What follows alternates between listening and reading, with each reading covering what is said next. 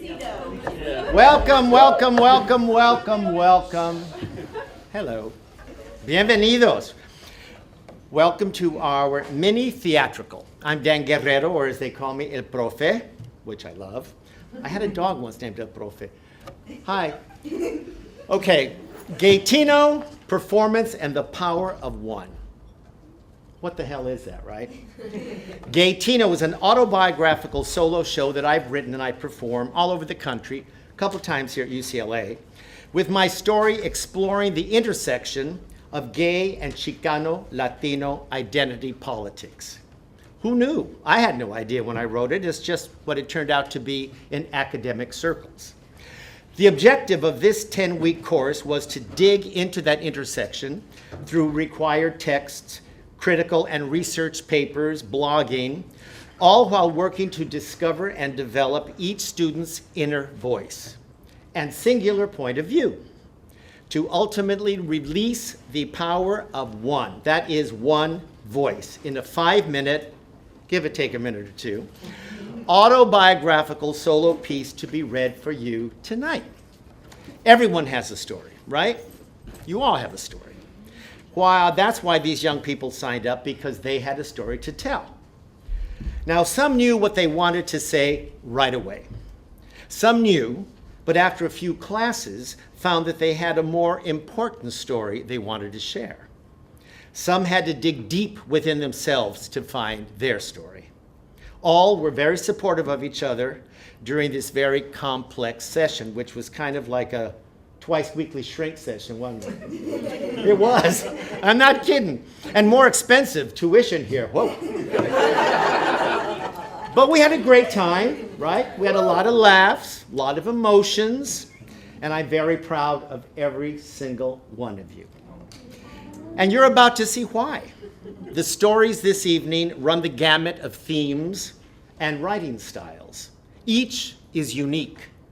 Each is brave. Each will make you think. Each will touch you. Showtime. Our first victim story is from LeighAnna Hidalgo, and her story is titled My Growing Secret.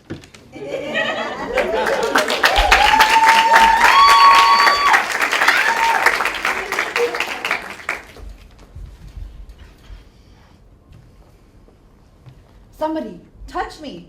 Anybody, touch me. Fondle me. Touch my belly, damn it.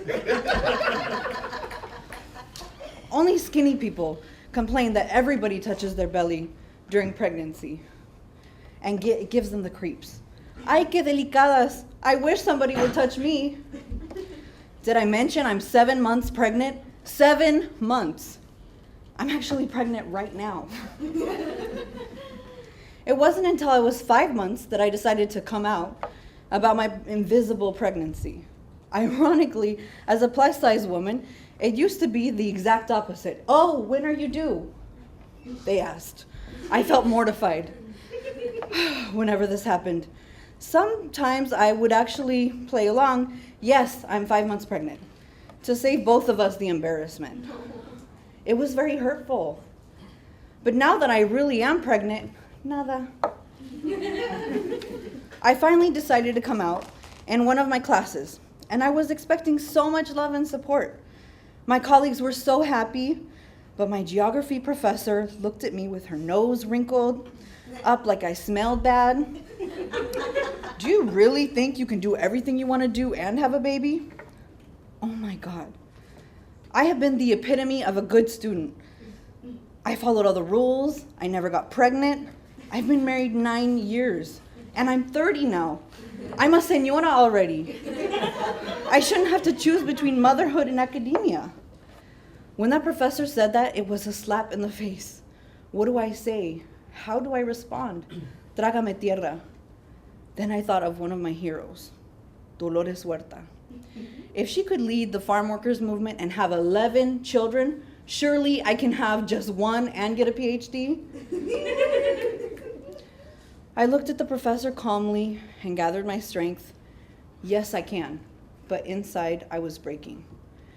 When you're a pregnant gordita, nobody knows, so nobody cares about you. No one gives a shit that it's 100 degrees outside and I'm waddling from one side of campus to another.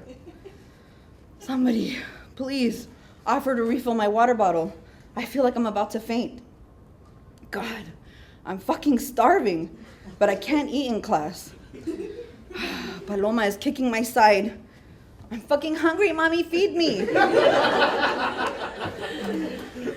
Be patient, mi amor. Class gets out in 50 minutes. Stop being so demanding. You are not the only one suffering here. Just the other day, I had been standing while 2 students comfortably sat down, waiting for a professor. I felt myself gradually getting angry until I finally blurted out, "I'm 6 months pregnant. Can I please sit down?" The 2 shocked students stood up and offered me their seat. If I was skinny and visibly pregnant, I would be offered that seat without asking. I want to shout at my 60 students. I'm creating life and teaching classes, taking classes, grading papers, writing a thesis, planning my dissertation, all while sustaining a healthy human being within my womb. And I still look cute. And you can't submit a weekly discussion post on time? It's week 7 and you don't know my name? It looks like you just rolled out of bed. All greñudos si no se bañaron, híjole. I looked down at my non-traditionally sized and shaped belly and recognized it as my most beautiful curve, my most brilliant accomplishment, because that curve represents my healthy, growing baby girl.